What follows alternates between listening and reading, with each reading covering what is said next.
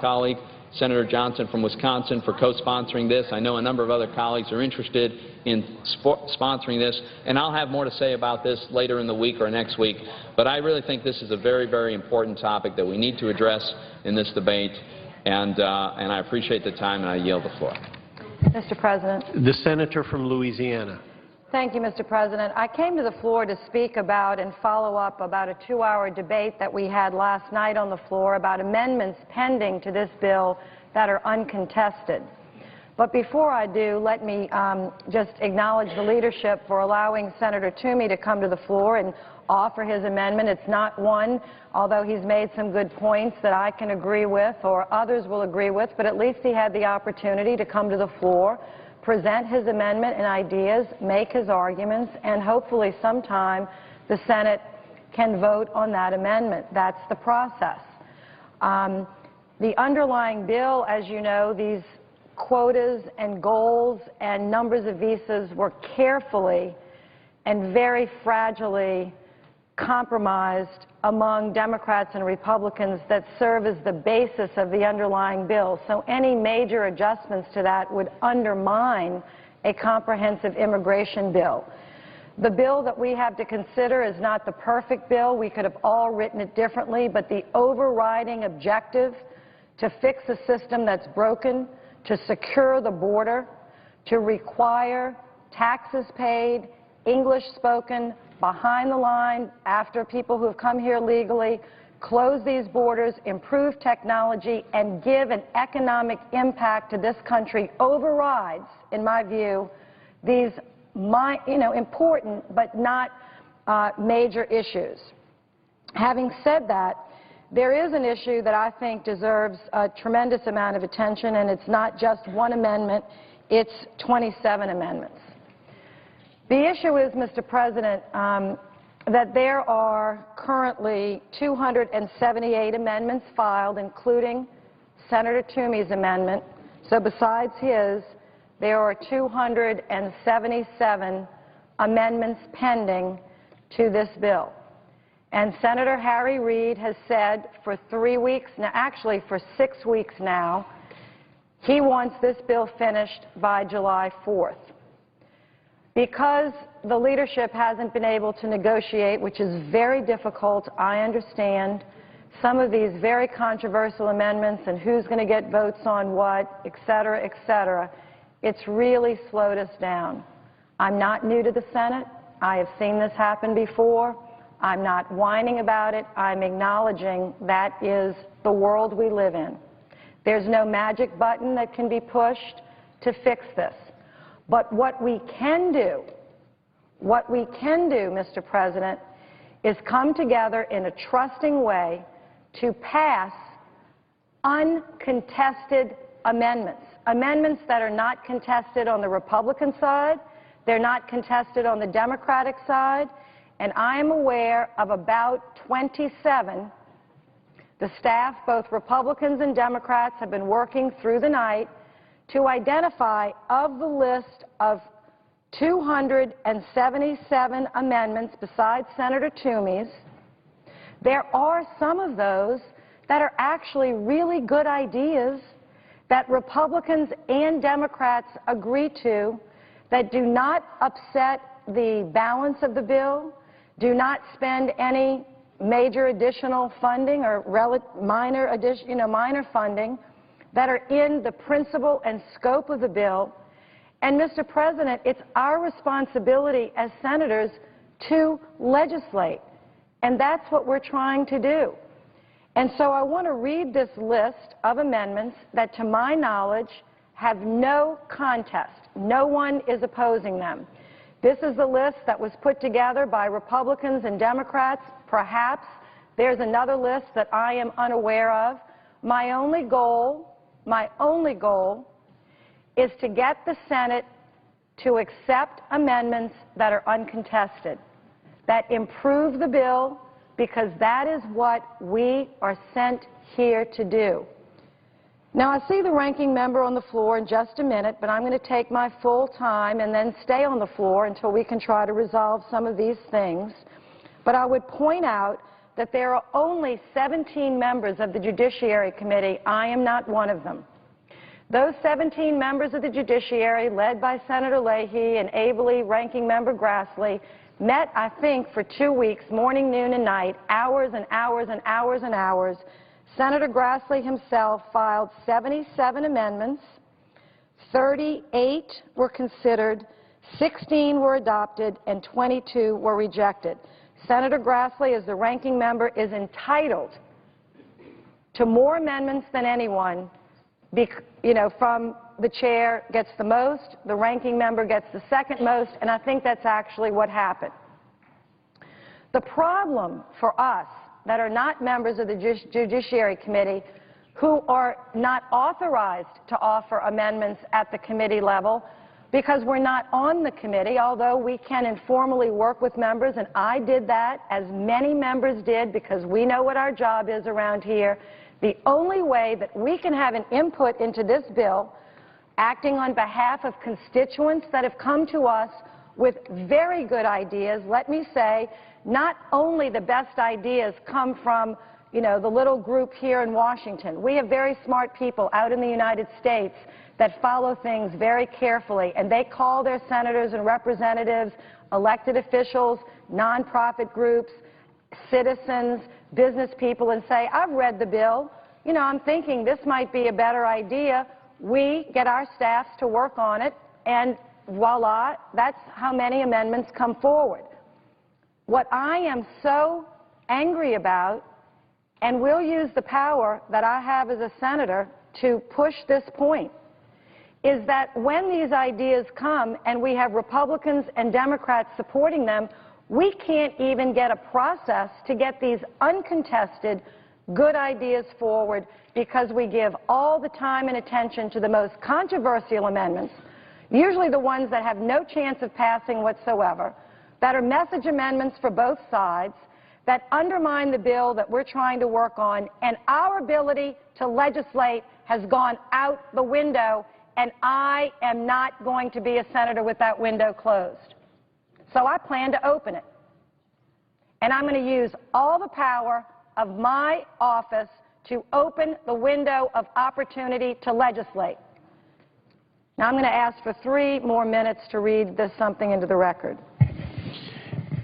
I have a list of amendments in front of me, starting with Senator Begich, 1285, Cardin and Kirk, 1286, Carper, 1408, Carper-Colburn, 1314, Collins, as modified, 1255, Coates, 1288, Feinstein, 1250, Hagan, 1386, Hendrick, 1342, Heller, 1244, Kirk and Coons, 1239, Klobuchar and Coates, 1216, Landrieu, 1338, Landrieu, 1382, Leahy and Hatch, 1183, a Leahy technical amendment that has no number, Leahy EB5 clarification that has no number but is technical, Murray-Crapo, 1638, Landrieu, 1341, and Landrieu-Cochran, 1383. I'm almost finished.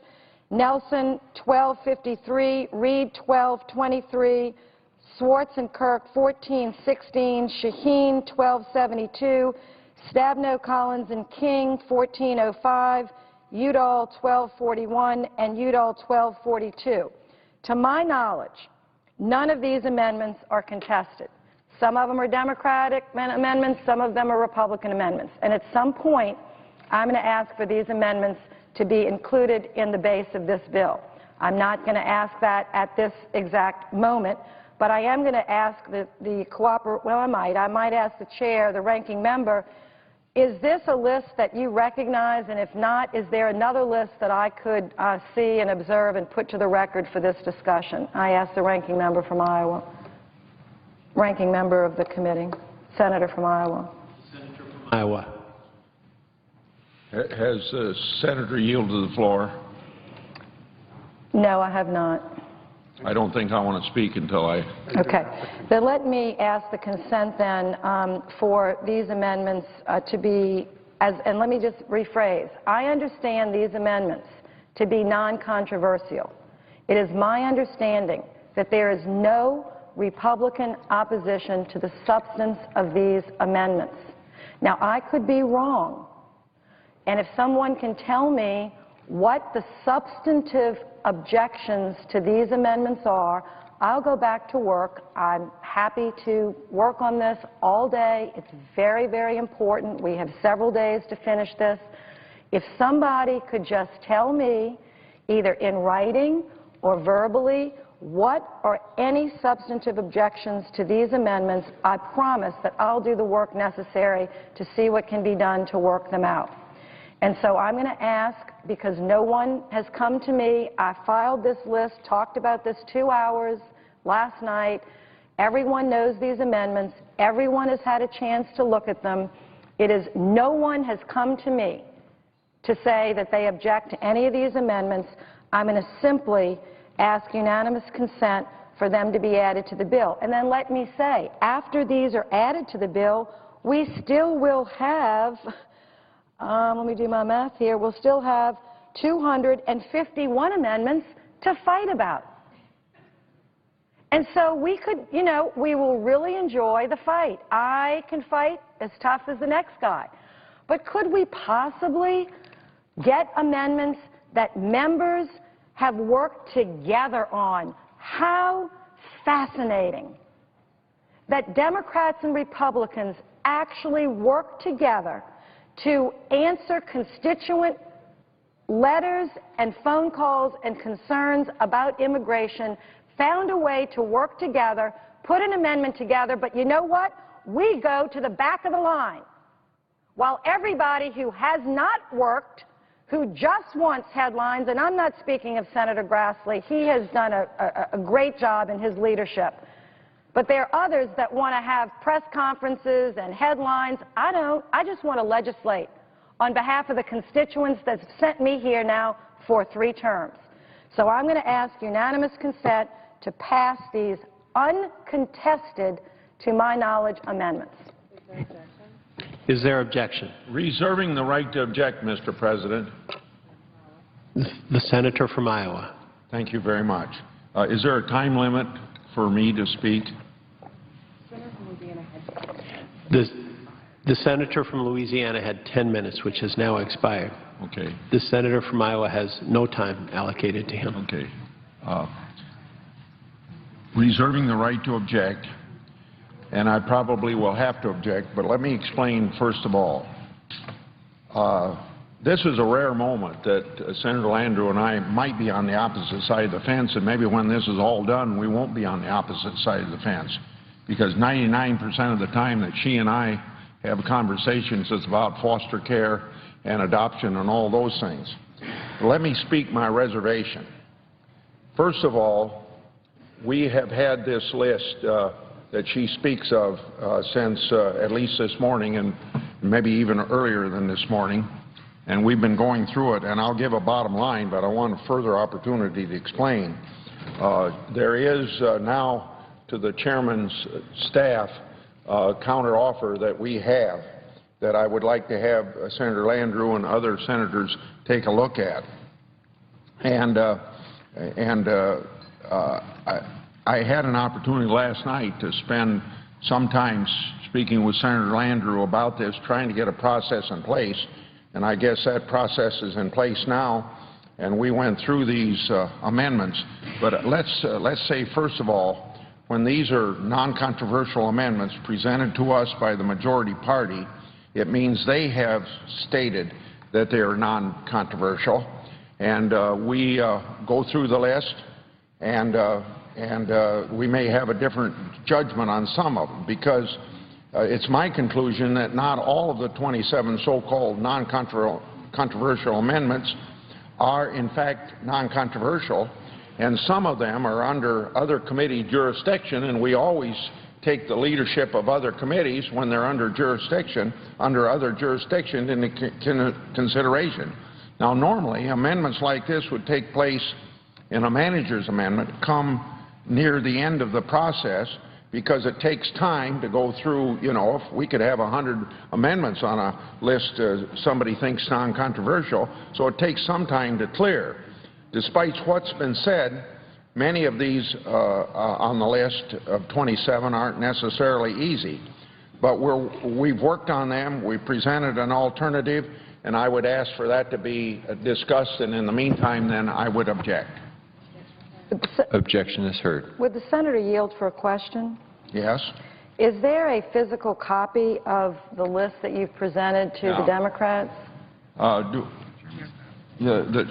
it be submitted to the record? The chairman's staff has it, and I would ask you to consult the chairman.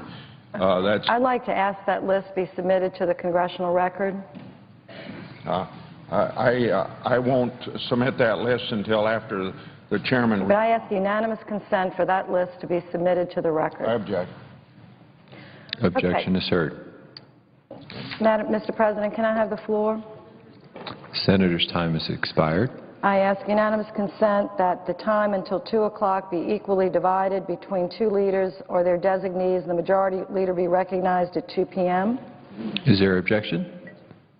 Without objection. Mr. President, I ask that I take the Democratic leader's time for 10 minutes. Is there objection? And then the senator. Without objection. Well, I'm next because there was just a Republican on the floor. No? The senator's time has expired. The senator Okay, from what Texas, can I just ask senator what from the Texas order is? is in order to be recognized. And what's the next order, please, after the senator from Texas? There is no order after that. Could I ask unanimous consent to speak 10 minutes after the senator from Texas? Is there objection?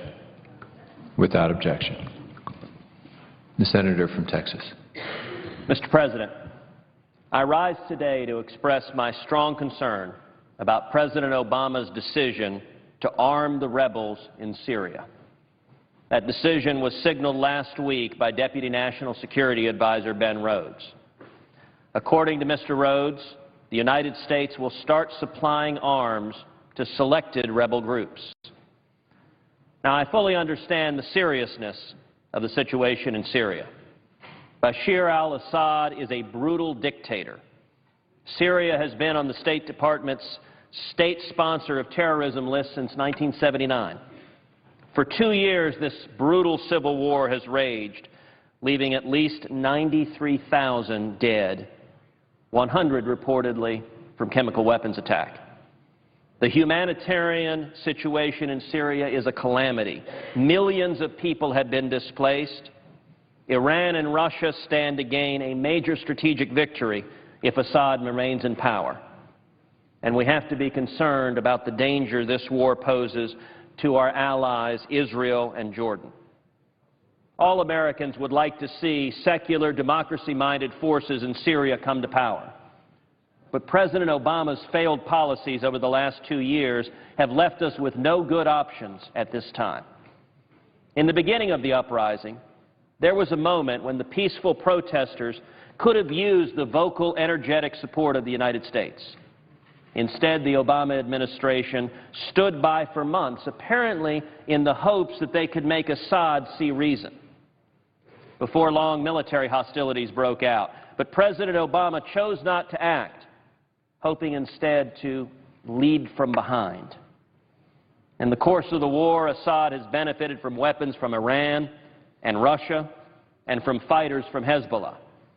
Our repeated entreaties to the Russians to help us resolve this crisis have fallen on deaf ears.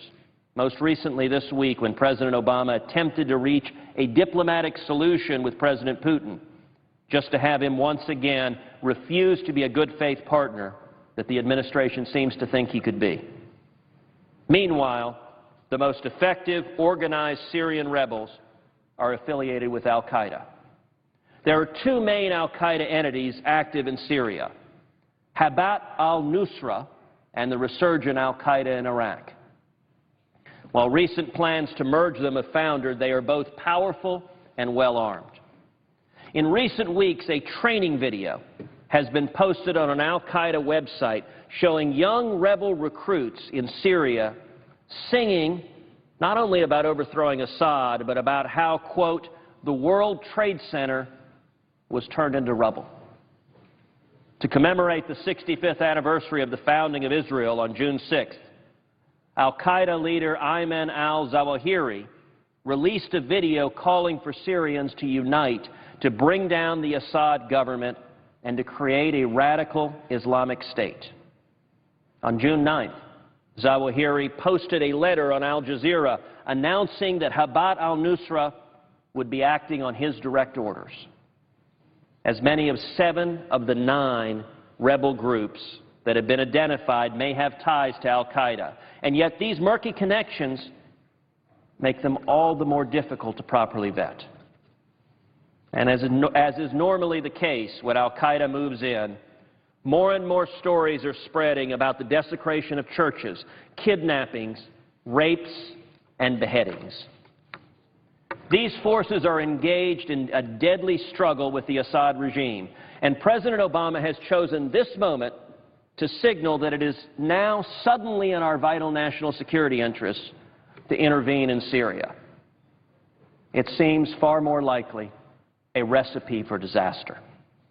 We are told that the United States will provide only small arms and ammunition, and only to the more secular, democracy-minded rebels, and that they will not fall into the hands of those who attacked us on September 11th, not to mention more recently in Fort Hood, Benghazi, and Boston. Although there are no details as to how the President plans to differentiate between good and bad actors. Even if we could clearly identify the good rebels, so to speak, we would be backing the weakest of the factions in Syria, and the support the Obama administration has proposed will not be sufficient to bring down Assad and put them in power. Once committed to this path, we risk either being forced to incrementally increase our support or facing the humiliation of losing to either al-Qaeda groups or Assad, or both, which would delight both Iran and Russia. We could also see the factions of the opposition use our weapons to turn on each other and see Assad triumph in the chaos. It is far from clear we can even get the weapons to the so-called good rebels, even if we could figure out who they were. President Obama has just announced another $300 million in humanitarian aid for Syria, but only about half of the aid already pledged has been delivered. The other half hasn't because of logistical issues and the challenges of keeping these resources out of the hands of bad actors. How on earth can we expect to deliver guns if we can't even get MREs into the country? Regardless, let me suggest a simple rule. Don't give weapons to people who hate us. Don't give weapons to people who want to kill us. U.S. foreign policy should be directed at one central purpose: protecting the vital national security interest of the United States. Arming potential al-Qaeda rebels is not furthering those interests. But there is something that is. Preventing Syria's large stockpile of chemical weapons from falling into the hands of terrorists. We know that Assad has used these weapons, and there is good reason to suspect that the al-Qaeda-affiliated rebels would use them as well if they could get their hands on them. This poses an intolerable threat not only to our friends in the region, but also to the United States. We need to be developing right now a clear, practical plan to go in, locate the weapons, secure or destroy them, and then get out. We might work in concert with our allies, but this needs to be an operation driven by the mission, not by a coalition. The United States should be firmly in the lead to make sure the job is done right. But our British allies, for example, are actively bolstering the units that could be used for chemical weapons removal. President Obama needs to assure us that the dangerous, arbitrary cuts to our defense budget caused by sequester have not eroded our ability to execute this vital mission. But news reports suggest that what planning has gone on involves outsourcing parts of this work to the rebel groups. Mr. President, this makes no sense. Moreover, it is deeply disturbing that President Obama has chosen not to communicate his decision directly to Congress or the American people. And I would note, communicating not through a junior staffer, not through a spokesperson, but himself to the American people. According to a Pew poll taken over the weekend, 70% of Americans oppose arming the Syrian rebels, quite sensibly. In a case where his policy is so at odds with the will of the people, it's beholden on the President to make his case and to persuade us that this proposed intervention is necessary. But just yesterday, in his long speech on national security at the Brandenburg Gate, President Obama did not even mention his planned intervention in Syria. He told us that he is a, quote, citizen of the world, but he is also President of the United States, and he owes the American people an explanation.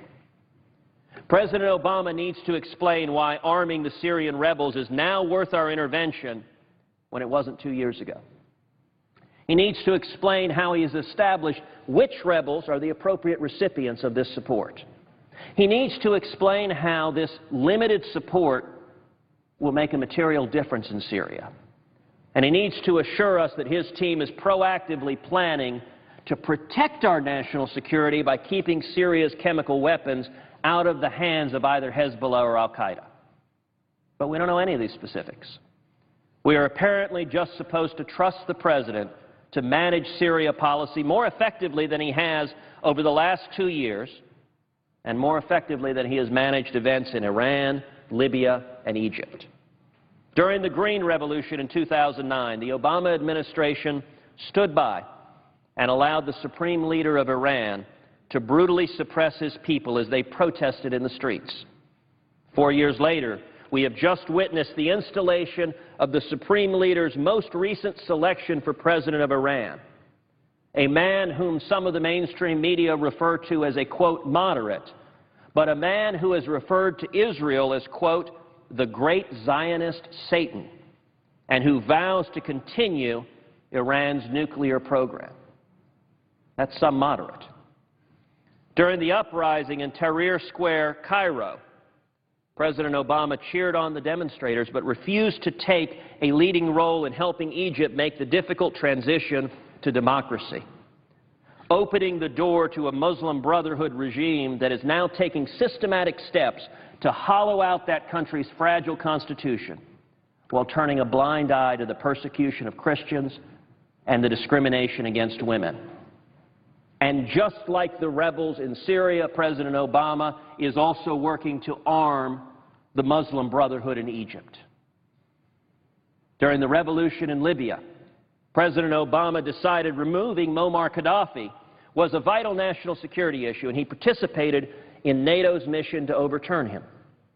But his strategy of leading from behind meant Gaddafi's weapon stockpiles went unsecured and have been transferred to militants from Lebanon to Mali.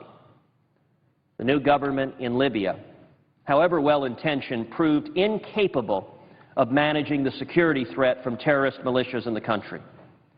And 9 months ago, tragically, 4 U.S. personnel were brutally murdered in a terrorist attack, an attack that we have yet to track down and punish any of the terrorists who killed our personnel in Benghazi. And with this track record of incoherent and indecisive action resulting in setback after setback to the United States, we are supposed to just trust President Obama to do a better job managing the situation in Syria? It seems to me that if we are determined to confront Iran's nuclear program, we would do so better in Iran. Even if Hezbollah is defeated in Syria, there is little prospect that this would halt Iran's nuclear program. I'm also concerned about our ability to successfully negotiate what seems to have become a Sunni-Shiite civil war in Syria. It seems to me we have no business in the middle of such a civil war. From what we know of the President's policy, it seems we are backing into an intractable crisis where there are no good actors but plenty of bad outcomes for America. Mr. President, let me close with this. 2 simple observations. Number one, don't arm al-Qaeda. Don't arm those who hate us. Don't arm those who want to kill us. That is basic common sense. And number two, when it comes to matters of vital national security, the President of the United States needs to come to the American people. We, the people, hold sovereignty in this country, and it is not acceptable for the President simply to send out staffers to pass on his decision. He needs to come before Congress and the American people and explain those decisions. All of us have deep concerns about arming the rebels in Syria, and I hope that the administration will reconsider its policy. Thank you, Mr. President. Mr. President. The senator from Louisiana. Before the senator from Texas leaves the floor, could I just ask him a question unrelated to his speech? I'm sorry I didn't get to hear most of it. I had stepped off the floor temporarily. But because the senator has been so active in the debate on immigration, is the senator aware of a list of 27 uncontroversial amendments that are both Republicans and Democrats? Have you had a chance to look at that list? And if not, could you look at it? And if you have, do you have any objections to the amendments that are on the list? I thank my friend from Louisiana. I was handed that list about an hour and a half ago today. I've looked at the titles on the list, but have not had the time yet to study the specifics, and so I don't know if I would have any substantive objections to those specified amendments. Well, I thank the senator for his answer, and I just ask the senator and any other senators that haven't had a chance to look at this list. We're widely circulating, and if you would take time, I know you're very busy and have many important issues to debate on this bill, but these are very important amendments to both colleagues on your side and my side. And so again, I thank the senator from Texas for agreeing to look at the list and let us know. Mr. President, again, I'm going to come back to the floor in just a few minutes and ask unanimous consent for this list of amendments. Again, I want to read the amendments into the record. These are uncontroversial amendments. What I mean by uncontroversial, to my knowledge, non-contested. They are Republican and Democratic amendments that just seek to improve the bill in response of communications from our constituents at home. You know, as I said, it's not just people around Washington and the Beltway that have good ideas about immigration issues. I'm sure people have great ideas in New Mexico. People have very good ideas in Louisiana. The way they get their ideas into the debate is by calling their member of Congress, calling their senator's office, writing letters, sending emails, giving us suggestions. This list represents some of that communication that's come here. That is why we come here, to represent those interests and to say, look, this was an idea that I had. It will strengthen like one of these ideas, which I'm very excited about, came up through our small business roundtable for small businesses. It said, Senator, why don't you mandate a mobile app for us? Particularly in rural areas, Senator, we don't have high-speed internet. We can't run back 200 miles to check the local internet to do this E-Verify. Why doesn't Homeland Security have a mobile device, you know, for the iPhone, which everybody's carrying, either iPhones or BlackBerries, where you hit a button, a mobile app of E-Verify? What an amazing, wonderful idea. Now, this bill is going to spend billions and billions and billions of dollars securing the border. Could we spend just a little bit of effort helping every small business person in America to use the E-Verify system smartly, efficiently? And it will be such a relief to them to know they don't have to put themselves at risk hiring people that don't have the right certification. They can just go to the mobile app, pull it up, and that's what we're hoping. Now, we have 3 years to put this system into place. No small business is mandated to use the E-Verify system under the bill until these new systems are in place. But, that's one of our amendments. There's no one that has come to me to say, we hate the mobile app idea. We don't want to do the mobile app idea. It's a terrible idea. So let's put it in the bill.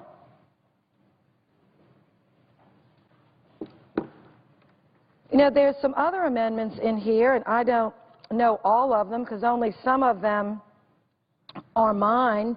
But, you know, just reading one, let me just take Tom Udall's. I don't know it specifically, but it says it makes $5 million available for strengthening border infectious disease and, surveillance projects.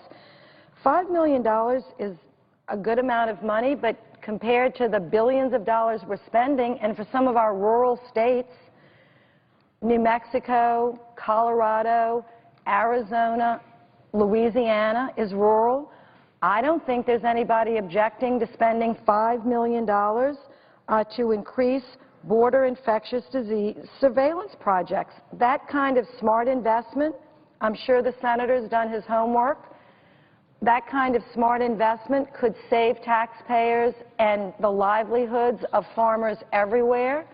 What a wonderful idea. We can't even get that adopted by a voice vote because we've broken down the trust and respect of the United States Senate. And I'm going to do my very best, as calmly as I can, to try to get that trust and respect back. One of these other amendments prohibits the shackling of pregnant women. Now, we shackle a lot of people, and this is Senator Murray's amendment, when they do wrong things. But I think that people could understand the benefit of expressing some strong views here, not to put shackles on the ankles or wrists of a woman that's pregnant. It's a very stressful situation. We want to, support healthy births, even in conditions where, the mother may not have all the legal paperwork. I think we can understand why that would be a sensitive thing to do, and I don't think there'd be a Republican that would object to that. I don't think there's a Democrat. That's on the list. I know other people want to speak, so I'm just going to take 5 more minutes. There is a great amendment by Senator Klobuchar and Coates that requires certification of citizenship and other federal documents to reflect the name and date of birth determinations made by a state court in the situation of inter-country adoption. Some of our parents are getting really hassled, American parents hassled by American courts because they have done God's will, adopted children from overseas. They've followed all the rules, all the laws at tremendous expense to themselves, trying to help a child that is orphaned or unparented, only to come back to the United States, and because of some technical difficulties with our law, their birth certificates are not honored. Mr. President, this isn't right. Now, I realize that the Judiciary Committee cannot spend their time talking about this. In the scheme of things, it's minor. But let me tell you, as an adoptive mother to an adoptive American parents who have spent thousands of dollars and days and months trying to do what their pastors and ministers ask them to do, to take in the orphans, this is an outrageous situation, and with one breath, just a breath, this could be done. But we don't have the breath anymore because we have just completely fallen apart. This can be fixed. There's nobody objecting to it, and that is what I am going to stand here and argue for. And I think, how much time do I have remaining? There is no set amount of time. Okay. Are there other senators There's on the floor 21 wishing minutes to? I see my remaining colleagues, on the so I'm going Democratic to side of wrap the up in 30 seconds and then yield the floor. But again, I'm going to stay on the floor this afternoon and talk about these amendments. Again, these members have worked very hard, Republicans and Democrats, amazingly, together, coming up with amendments that improve a bill. Some of these amendments are from senators that are going to vote no on the bill. Some of these amendments are for people who are going to vote yes on the bill. It's not going to change the outcome of the vote. That's why I'm so aggravated. If it did, then I could understand not taking them up. The acceptance of this amendment, yes or no, are not going to change the outcome of this bill, but it will change the outcome of situations on the ground that are not good for American citizens. And we are here to fix things to help, to streamline, to save money, to improve, to relieve pain, to help, opportunity, to expand opportunity. And, I'm tired of being around here and not being able to do that. And so I'm going to ask for this list. Of course, it's been circulated widely, publicly. It's up on our website. It's on several websites. People can look at what we're talking about. If anybody on the Senate floor has an objection, let us know. Now, let me say one thing in closing.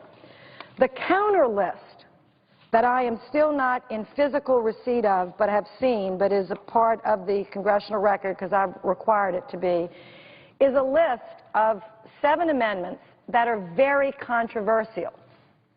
Okay, so the Republicans have given us a list of 7 very controversial amendments. That's not the list I'm looking for. Maybe Senator Leahy's looking for that. Maybe Senator Reid is looking for that. I'm not in charge of controversial amendments. I don't even know how we're going to vote on those controversial amendments. I'm not on the committee. I'm not the leader of the floor. I don't know. I will take that and I'll be happy to give it to the leadership. I'm just here on a list of non-controversial amendments that I think Republicans and Democrats can agree to, that will not change the outcome of the bill, that will improve the bill, and I hope we can make progress, and I'll yield the floor.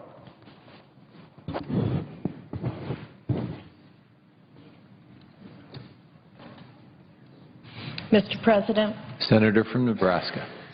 Mr. President, I rise today to express great concern about the announcement regarding plans to drastically reduce the U.S. nuclear deterrent by over 1/3.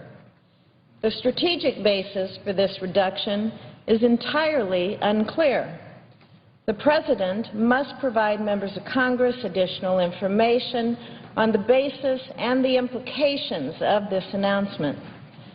General Chilton, then commander of U.S. Strategic Command, testified before the Senate Foreign Relations Committee in 2010. He said the New START Treaty gave the United States exactly what is needed to achieve its national security objectives. Given the assessments of our commanders, I am highly skeptical and gravely concerned about such dramatic reductions in a world of increasing danger and proliferating threats. Regardless about how one feels about these particular force levels, I believe there is broad concern about any unilateral reductions in U.S. nuclear forces. 2.5 years ago, after lengthy deliberation and contentious debate, this body ratified the New START Treaty, which reduced deployed U.S. nuclear weapons from between 2,200 and 1,700 to no more than 1,550. This debate was good for the nation, and it produced a bipartisan consensus on arms control and nuclear modernization. Now, this administration is calling for reducing U.S. nuclear forces by 1/3, and it remains an open question if the Senate will even have a chance to weigh in on this decision. I sure hope that we have the opportunity. As Commander-in-Chief, it is the President's prerogative to adjust nuclear forces. But as Vice President Biden, then serving in this body as chairman of the Foreign Relations Committee, wrote in a 2002 letter to then Secretary of State Colin Powell, quote, "With the exception of the SALT I agreement, every significant arms control agreement during the past 3 decades has been transmitted pursuant to the treaty cause of the Constitution. We see no reason whatsoever to alter this practice," unquote. Secretaries of Defense Panetta and Hagel also testified before Congress that nuclear reductions, if undertaken at all, should be the product of negotiated, bilateral, verifiable agreements. I believe a change of this magnitude must be reviewed by Congress, and such dramatic reductions must only be made in concert with other nuclear powers and the input of our allies. Moreover, I believe it is premature to announce such dramatic reductions when the United States has yet to fulfill its obligations under the New START treaty. Currently, our nuclear force levels exceed the New START limits.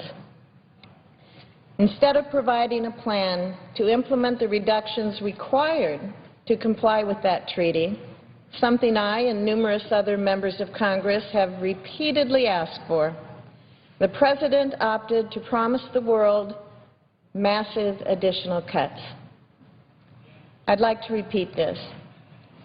We don't know how we're going to go from about 1,650 to 1,550 warheads, a reduction of about 100. But instead of answering that question, the President has stated his intention to get rid of another 500 or so warheads. That's a third of our arsenal. What's more, the President has apparently disregarded the advice of Congress. The bipartisan 2009 Perry-Schlesinger Commission and his own nuclear posture review that additional nuclear reductions address the dramatic imbalance of Russian tactical nuclear weapons. Congress has expressed its view on this subject several times, and the National Defense Authorization Act for fiscal year 2012 clearly stated the sense of Congress that if the United States pursues arms control negotiations with the Russian Federation, such negotiations should be aimed at the reduction of Russian deployed and non-deployed non-strategic nuclear weapons and increased transparency of such weapons.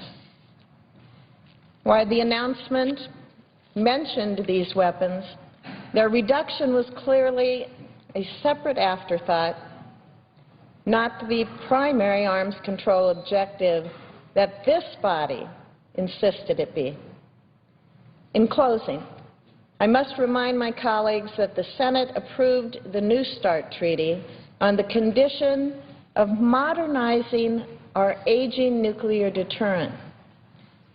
Though the promise was made before I entered the Senate, it was a promise that was made to this body and to the American people.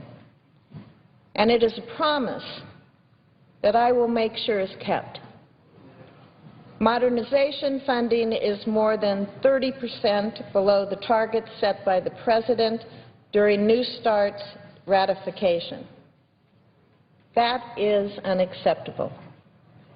I hope the President will address these issues in the coming days and focus on building a strong bipartisan consensus on these issues and pursuing common sense objectives. Rushing toward dramatic reduction is a bad policy. It's a bad policy for any president, and it could have grave consequences for our national security. Thank you, Mr. President. I yield the floor. President. Mr. President. I want to commend the same. Oh, I'm sorry. I think I'm in order, Senator. I apologize, Senator from New Mexico. No problem. Thank you very much. Mr. President, I rise today to speak about comprehensive immigration reform. The Senate is engaged, I believe, in a crucial debate to see if we can fix a system that we all know is broken. It's been a long road, not just because of the partisan climate here, but because of the complex challenges that we face. The challenge of 11 million undocumented immigrants who live and work and raise families in communities across our nation, kept uncertain in the shadows, the challenge of children brought here through no fault of their own, who love this country as their own, and the challenge of securing our border. The majority of Americans know these challenges have to be met. Immigration reform has to be comprehensive. That is the reality of any long-term solution. It is also a reality that such reform will not be perfect, will not satisfy everyone in every case. That's what compromise means.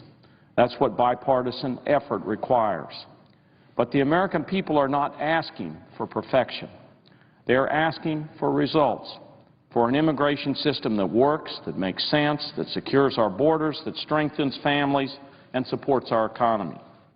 And I want to commend Chairman Leahy and the bipartisan authors of this bill for their leadership. The committee made sure the process was open, was transparent, and was inclusive. Many of the amendments adopted had bipartisan support, and over two-thirds of the committee voted for this bill. I hope the full Senate will follow their example. America has a rich history of immigrants helping create a culture and economy that is the envy of the world. I'm proud to come from a state where we celebrate our diversity. Native American, Hispanic, and European traditions define my state. We are a border state, and New Mexicans understand what is at stake with border security. They know how important comprehensive immigration reform is. This bill has the essential elements of that reform. It creates a pathway to earn citizenship for undocumented individuals. This is not an amnesty. Folks have to pass criminal background checks, pay back taxes and penalties, learn English, and must go to the back of the line, behind those who came here illegally. This road to citizenship takes 13 years. Not an easy road, but one that will bring millions of people out of the shadows and into the hope and promise of the American dream. This legislation also makes securing our border a priority. Much of the debate has centered on this. In my opinion, the record is clear. As a senator from a border state, and I know the presiding officer, Senator Heinrich, also from my great state of New Mexico and a border senator, we've seen firsthand how things have changed. And over the past 12 years, we have made some real progress. Is the job finished? Of course not. But that is not a reason to oppose this bill. It is a reason, in fact, to support it. We spend a lot of resources on immigration and customs enforcement, more than all other federal criminal law enforcement combined. We have more Border Patrol agents on our southern border than ever before. Illegal crossings are near their lowest levels in decades. We have ramped up law enforcement and are deporting more criminals than ever before. This legislation will build on that progress with a strong plan, with the money to pay for it. It doesn't just call for 90% apprehension of illegal border crossings. It provides $6.5 billion to do it. Commitment to border security is real, and this bill will improve on it. With new technology and targeted resources, it makes a difference. It changes the game plan. This is not conjecture, not pie in the sky. For example, Congress appropriated $600 million for emergency border security in 2010, and the effectiveness rate increased from 72% to 82% a year later. So there's a proven record here, an impressive record. With border security, this legislation has clear goals, has committed resources and builds on a demonstrated success. But for some on the other side, this is not enough. They demand absolute effectiveness or toss out the path to citizenship. But let's be clear, no border can be completely secure, not ours, not anyone else's. So some may still cross illegally, may slip through. We can do more. I believe additional border security should focus on violent drug and firearms traffickers and should do more at ports of entry. But most undocumented immigrants come here to work. This bill will change that dynamic with an effective universal employment verification system and crack down on employers who hire undocumented immigrants. This is as crucial as fences and checkpoints, as crucial as agents patrolling the border or drones scanning the horizon. Because the lure of illegal immigration is jobs, and the jobs will not be there, there is still work to be done. No one is arguing this bill is perfect. I have filed and co-sponsored several amendments. I will just mention a few of them here. Several of them I know are on the list that Senator Landrieu talks about as non-controversial amendments. I know Senator Heinrich has an amendment on that also. The first adds a federal district judge in New Mexico. In the committee markup, a bipartisan amendment was adopted to add federal judges to the southwest border states. Unfortunately, New Mexico was not included, even though it has significant immigration caseload, one that will increase with the additional enforcement provided by the bill. My amendment remedies this oversight. I've also filed an amendment to expand the Border Enforcement Security Task Force units in the 4 southwest border states. BEST units are teams of federal, state, and local law enforcement focused on disrupting serious border-related criminal activity, such as drug smuggling and human trafficking. Finally, I've filed an amendment that provides resources to all 20 border states for vital early warning infectious disease surveillance. This federal funding program was created in 2003 to detect, identify, and report outbreaks of infectious diseases at the borders. But this important funding has ceased. We need to restore it. I would urge the bill managers and authors to work with me on these amendments to improve this bill and to protect New Mexico's interests as a key border state. I want to again commend the members of the Judiciary Committee. I see that Senator Grassley was here a moment ago. I want to really congratulate him and our chairman, Patrick Leahy. This legislation arrived on the Senate floor with support from both sides of the aisle. I hope that it will move forward in the same spirit of cooperation. This bill is a historic moment for families, for our security, and it will benefit our economy. As the nonpartisan Congressional Budget Office just reported on Tuesday, this bill would reduce our deficit by $197 billion over the first 10 years, and by at least $700 billion in the second decade. This bill speaks to the best of our traditions and our values. This is our opportunity to govern, to fix an immigration system that is broken, and to move our nation forward in the 21st century. And with that, I would yield the floor. Thank you, Mr. President. President. Senator from Oklahoma. I've refrained from being on the floor during this debate as I listened to it and watched, and I would compliment my colleagues in trying to solve a very difficult problem. But I just heard a speech by my colleague from New Mexico that quotes all sorts of statistics that are not accurate. I'm the ranking member on Homeland Security. Here's what we know, is we have estimates, and that's all we have, but we don't know the total attempts to cross our border. We don't know what they are. So when somebody quotes 70% to 80%, and you have no idea what the denominator is, you don't know what the numbers are. Now, here's what the Council on Foreign Relations says about our border. And how did they get this data? They went out and interviewed 6,700 illegal immigrants to find out their frequency of attempts, whether or not they've gone home, what their difficulty was, what their communities were like. And here's what they say is right now is the control of our border. It's somewhere between 40 and 65%. So we have the administration that says one thing, but when you ask them for the details, as I have as ranking member on Homeland Security, you can't get the facts because we don't know. So I applaud my colleagues for bringing this bill forward. I would love to get the yes on this bill. But I also want to raise the issue on the CBO scoring. What the CBO scoring said was that you're still going to have 7.5 million people in the next 10 years come across the border under this plan.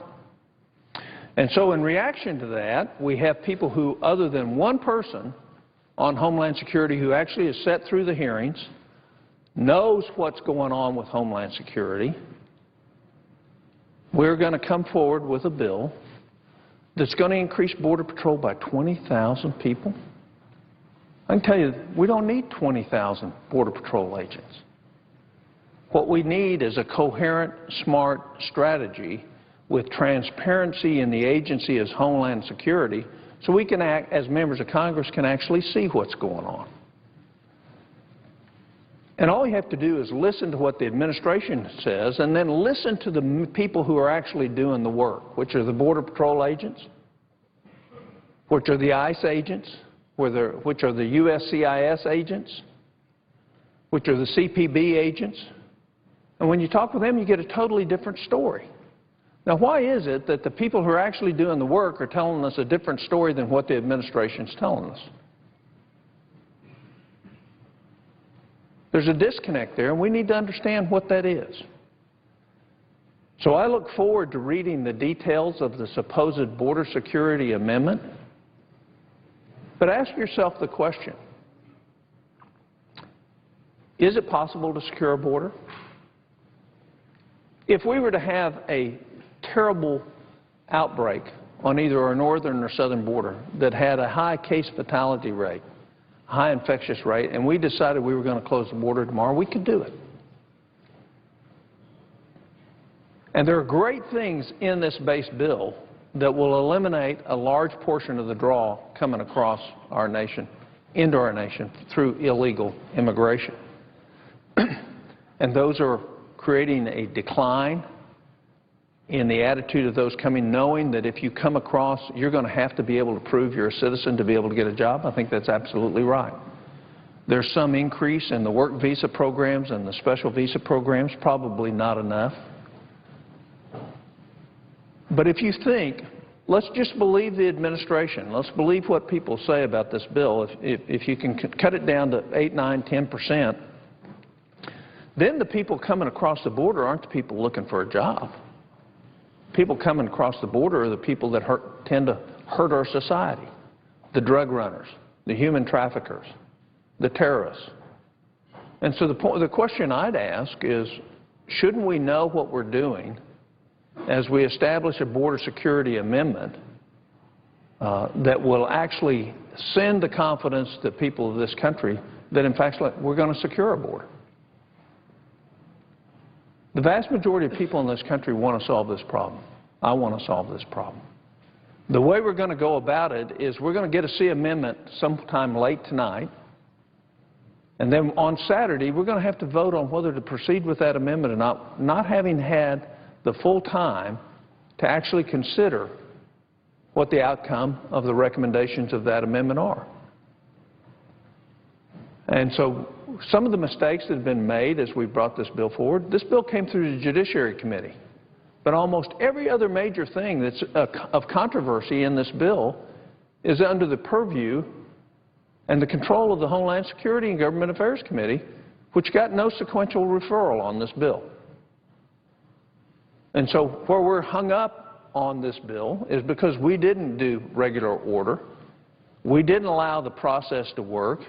We didn't let the knowledgeable members of the Homeland Security and Government Affairs have an opportunity to impact this bill in a committee process.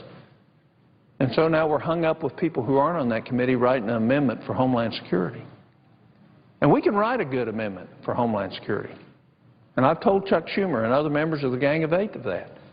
But you can't do it in 2 weeks. You can't do it with one amendment. And what you're going to get is waste, loopholes, and problems. And the last thing we need to do is waste another $5 or $6 billion on things that aren't going to have a difference in terms of solving the real problem, but we're going to claim it solves the problem so we can pass a bill. So I want to get to yes on this bill. I want to get to a way to where we solve this problem and don't create it again in the future. But my concerns are, both process and factually, that we're claiming things that just aren't true. And all you have to do is sit before the committees or go talk to the leadership of the Border Patrol, ICE units, CIS units, CPB. Go talk to them. They're sitting there in amazement.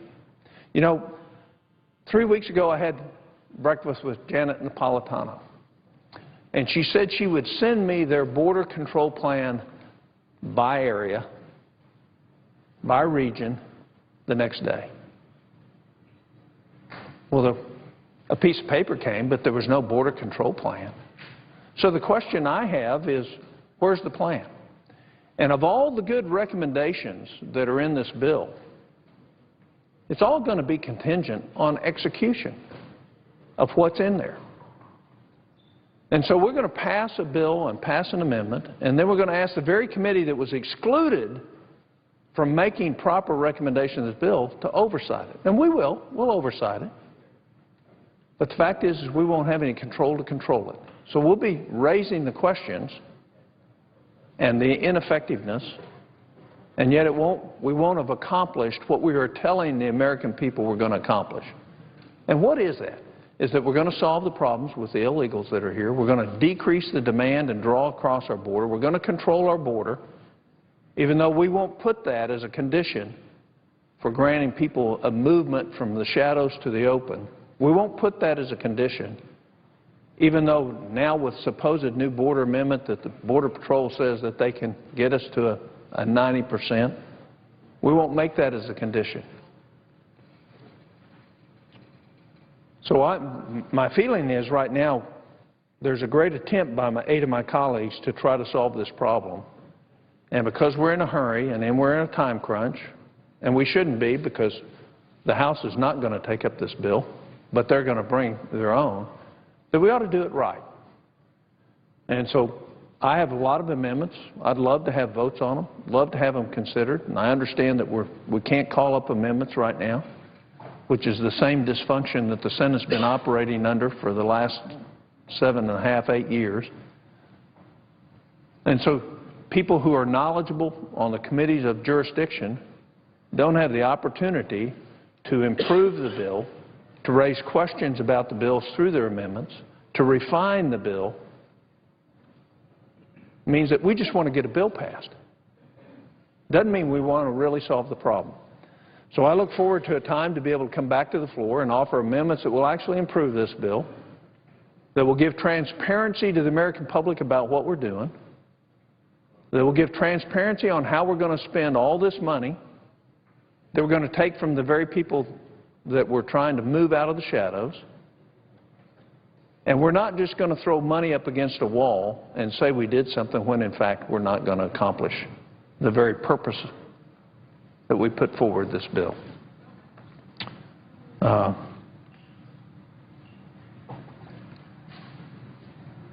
People who come to this country, and I'd put myself in the same category, if I was caught in the lack of economic opportunity, I'd try any way I could to get into this country of opportunity. But the thing that makes this country a land of opportunity is the rule of law.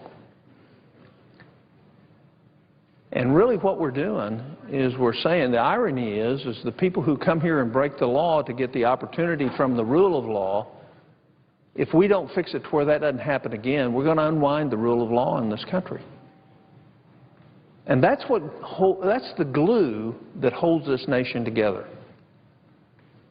And it goes something like this. Well, if they don't have to obey the law, neither do I. So you get an unwinding of the fabric and the confidence in the rule of law in this country. We ought to be very careful with what we do as we say laws don't apply. And that's what we're really saying with this bill. To a certain group of people, the laws that we had on the books aren't going to apply. We ought to make sure that doesn't happen again. So I will yield the floor and note the absence of a quorum and wish to come back at some time where I can present the ideas of a lot of people who actually have a lot of experience and a lot of knowledge on Homeland Security and how it operates and how the different divisions within Homeland Security operate. I note the absence of a quorum. Clerk will call the roll. Mr. Alexander.